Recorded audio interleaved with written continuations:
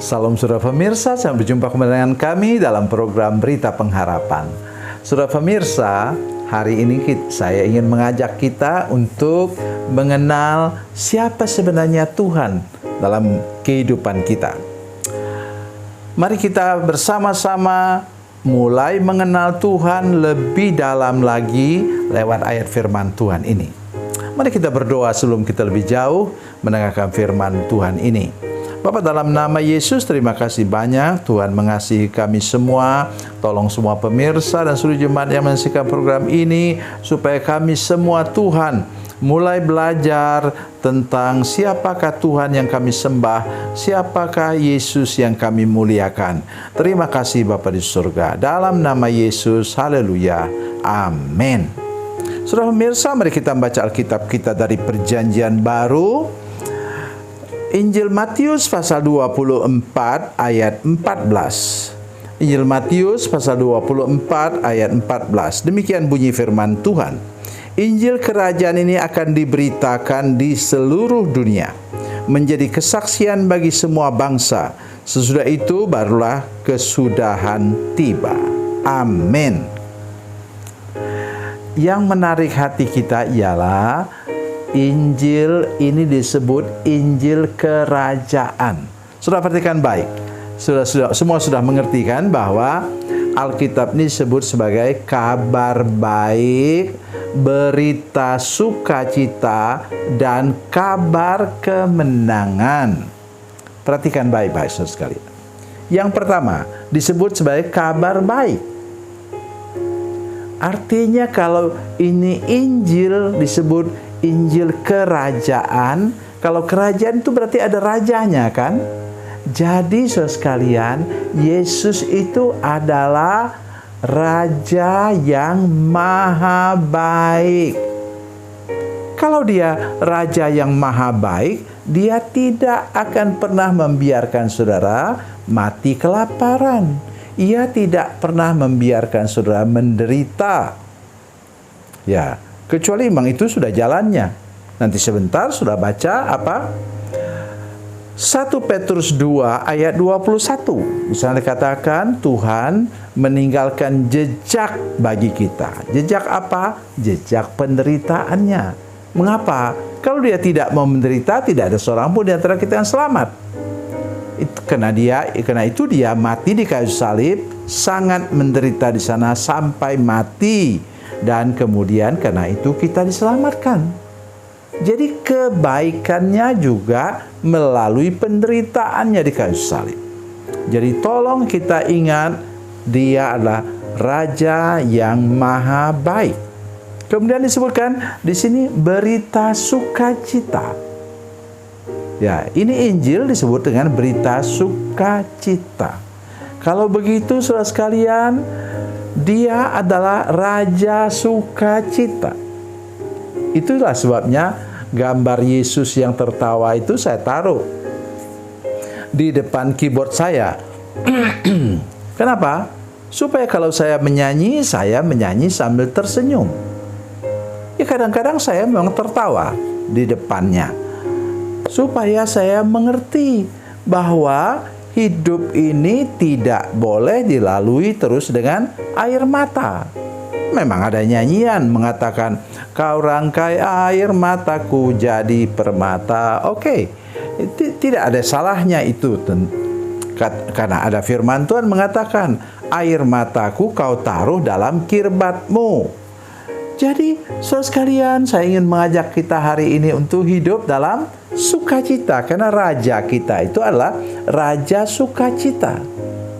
Itu sebabnya pekerjaan Roh Kudus, buah Roh Kudus yang kedua ada, nanti silakan saudara baca dalam Galatia 5, 22, 23. Itu buah Roh Kudus yang pertama adalah kasih, dan di situ dipakai kata agape, kasih Allah.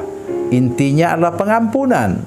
Tetapi buah yang kedua, sebenarnya saya dulu waktu saya baru belajar firman Tuhan, kaget juga saya. Saya pikir buah yang kedua adalah damai sejahtera atau Shalom, bahasa Yunaninya eirene. Tetapi sekalian bukan. Buah Roh Kudus yang kedua adalah apa? sukacita. Mengapa? Sesudah kita menerima pengampunan, bukan hanya dari Tuhan, tapi dari saudara kita sendiri, kepada orang yang kita pernah berbuat salah, kita menerima pengampunan, pasti mendatangkan apa? Sukacita. Jadi oleh karena itu, mari kita lebih rajin lagi untuk memuji Tuhan, untuk jangan lewatkan satu hari untuk tidak tersenyum, tidak tertawa. Di rumah kami membiasakan diri, apalagi sesudah kami ini sudah tua, sudah lansia seperti ini. Saya sudah umur 72 naik ke 73 sekarang. Maka saya harus membiasakan diri untuk tersenyum dan tertawa setiap hari. Jangan lewatkan itu, saudara sekalian. Karena kita punya Raja Sukacita. Berikutnya lagi, apa? Kabar kemenangan. Apa yang bisa membuat kita tertawa dan tersenyum? Karena kita sudah menang. Orang kalah mana dia bisa tersenyum dan tertawa, saudara sekalian? Orang yang menanglah yang dapat mengalaminya, dan Tuhan sudah katakan, nanti silakan baca dari surat Roma pasalnya yang ke-8 ayat 31 sampai berikutnya. Katanya kita adalah umat yang sudah menang karena sudah ditebus hidup kita ini dengan darah Yesus Kristus. Tidak ada yang bisa melawan kita. Sampai ada nyanyian itu, kalau Tuhan di pihak kita, siapakah lawan kita? Tidak ada. Saudara sekalian, mari kita belajar hari ini untuk hidup berkemenangan setiap hari. Jangan katakan begini, tapi saya ini sudah menyerahlah. Baru keluar rumah saja saya sudah mau bertengkar dengan orang. Jangan. Karena apa? Injil ini adalah Injil kemenangan. Kita punya Raja kemenangan. Yesus Kristus sudah menang atas 3 hal utama yang tidak bisa diatasi manusia. Saudara tahu itu apa? 1, dosa. 2, kuasa gelap. 3, maut. Siapa bisa mengatasinya? Dia sudah membuktikan diri, menang atas segala-galanya di kayu salib ketika dia mengucapkan apa? Sudah selesai atau sudahlah genap. Jadi sekarang mari kita hidup dalam apa? Tadi yang pertama, hidup dalam kebaikan Tuhan Yesus, hidup dalam sukacita Yesus, dan hidup dalam kemenangan Yesus. Tuhan Yesus memberkati, Tuhan Yesus baik. Mari kita berdoa.